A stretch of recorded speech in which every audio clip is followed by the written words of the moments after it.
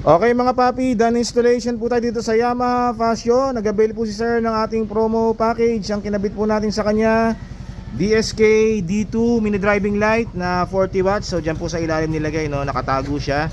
Ang ilaw nito, low beam niya, white, high beam, yellow. So yan po, DSK D2 40 watts. So ito pong package na to, ito po yung pinakamura natin na promo, 3,500. So ito po yung switch, domino 3-way switch. Tapos naglagay tayo ng stainless passing switch sa passing light.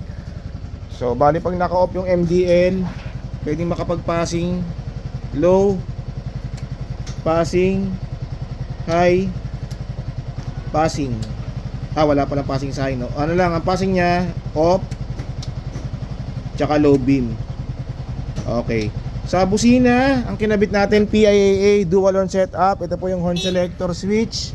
Naglagay tayo ng halo switch dyan, nakatago. So pag naka-off, stop, long press, magra-rapid siya. Switch, PIA horn, long press, rapid.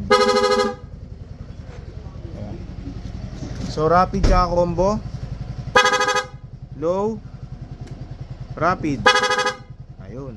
Okay mga paps, so kung sino mag-avail ng mga promo packages natin, punta lang po sila dito sa Scooteristas online shop. Maraming salamat po.